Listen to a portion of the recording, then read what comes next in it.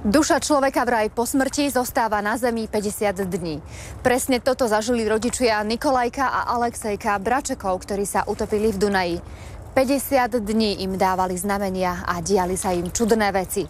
Rodičia si dokonca svoju izbu presťahovali do detskej izby, aby im boli bližšie.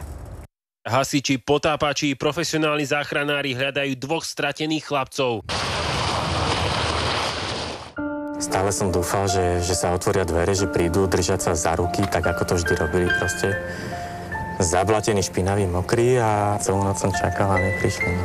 Asi 10 kilometrov od miesta, kde chlapci spadli do vody, vyplavil Dunaj najskôr telo 9-ročného Alexejka. Potom aj o 3 roky mladšieho Nikolajka. Oboch identifikoval zronený otec. To je pohľad, ktorý by som neprijal nikomu. 11 dní tá voda urobí s ľudským telom veľmi veľké divy. Prvorodený Alexej mal 6 mesiacov, keď sa Poláčekovci presťahovali z Bratislavy na dedinu. Chceli deti ochrániť pred drogami a ďalšími nástrahami veľkomesta. Príkladne sa im venovali. Otec preto čo najviac pracoval z domu. Jedna naozaj fungujúca rodina. No a teraz je to také prázdne, človek príde domov a má chuť zakričať, chlapci, sme doma a není komu zakričať. Príroda, motorky, domáce zvieratá, chlapcov jednoducho bavilo všetko. Kým ich rovesníci trónili za počítačmi, Alex a Niky športovali, varili, piekli koláče, vrtali sa v záhrade. To som tak krčme sedel na pive s kamarátmi a povedal, môj syn včera, dneska vymýšľal, nechceli spať a čo. My sme to vôbec nepoznali. Ja som povedal, že chalani do postele a nech mohol ísť akýkoľvek film v telke, tak oni sa zdvihli, dali nám pusu, poželali dobrú noc a išli spať. A vôbec nebývali chorí. Poláčekovci boli šťastní rodičia. Keď sa Alexejko narodil, tak to bolo nádherné a keď sa narodil Niky, tak keď on takto proste zapadnú do seba, proste to bolo všetko úplne také ideálne. Jeden pán mi povedal, že oni boli nerovnako narodené dvojičky, pretože oni boli jak súčasť jeden druhého. Raz v živote sa pobili, tak ich to zaskočilo, tá ich reakcia, že sa rozplakali obidvaja.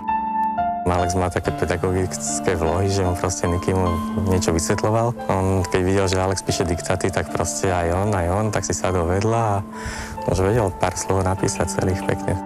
Mamička, kačička. Áno, teraz má byť prváčik. V deň tragédie chlapci zabudli na všetky dohodnuté pravidlá. Ich otec si to nevie vysvetliť. Ak sa išli bicyklovať, museli to zvlášť povedať, aby sme vedeli, že v akom rozmedzi ich hľadať, keby sme ich chceli zavolať. Nikdy nesmeli ísť na bicykli bez prilby. A teraz to všetko porušili. Proste len sa vybrali, prilba tam bola položená vedľa.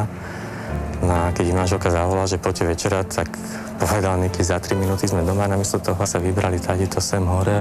Ja mám taký pocit, že oni tu boli len na nejaký čas, mali nejakú úlohu, niekam nás ďalej posunúť s Katkou a ich čas sa zrejme naplnil. Po týchto schodoch zbehli k rozvodnenej rieke. Nás sa zrejme Niky pošmíkol a Alexejko ho chcel zachrániť, vyzlikol si dole tričko, skočil za ním. Ten Dunaj málo kedy býva takýto pokojný, jak je teraz. Tam plával som v Dunaji aj oblečený, aj v rôznych obdobiach ročných, aj v januári dokonca a môžem povedať, že je to silná rieka, nie je to žiadna sranda a dieťa to nemá šancu, absolútne žiadnu. Ale vedeli plávať, obaja. Vedeli. Ja som aj chalanov učil, že za akých okolností, kde sa dá ako prežiť. Spávali sme v jaskyni, boli sme bývakovať aj v zime a spali sme aj na snehu s Alexejkom. Proste, keď mi manželka povedala, že sa stratili, ja som sa vôbec nebal. Ešte hovorím, že prečo robí paniku, prečo to toľko policajtov, záchranárov, však ráno zavolám kamarátov, prečešeme tu na kukuricu a ich nájdeme. A potom dodala, že pri vode sa stratili a to som vedel, že je zle. Nebyť obrovskej súrodeneckej lásky, možno by žil aspoň jeden.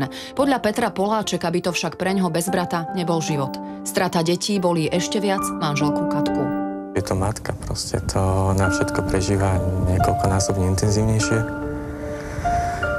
A snaží sa aj byť podporou a niekedy máme taký večer, že si poplačeme. Niekedy sa nám podarí taký deň, že aj úsmev. Kedy najviac chýbajú? To ešte len príde. Bojím sa Vianoc. Chodíte do kostola stále však? Modlíme sa sami. Nezazreli ste na Boha? Nie. Ja si myslím, že on s tým nemá nič spoločné. Ako hneď veľa ľudí sa pýtalo, že ako to Boh mohol dopustiť, alebo čo. To je... My sme ľudia, my nemáme právo súdiť Boha a dávať mu otázky, to je jedna vec. A druhá vec, keď sa to stalo, tak určite bol na to dôvod. Ja teraz verím, že ešte budeme mať to šťastie, ešte budeme mať nejakého chrustika, jedného, dvoch. Veľmi by sme chceli.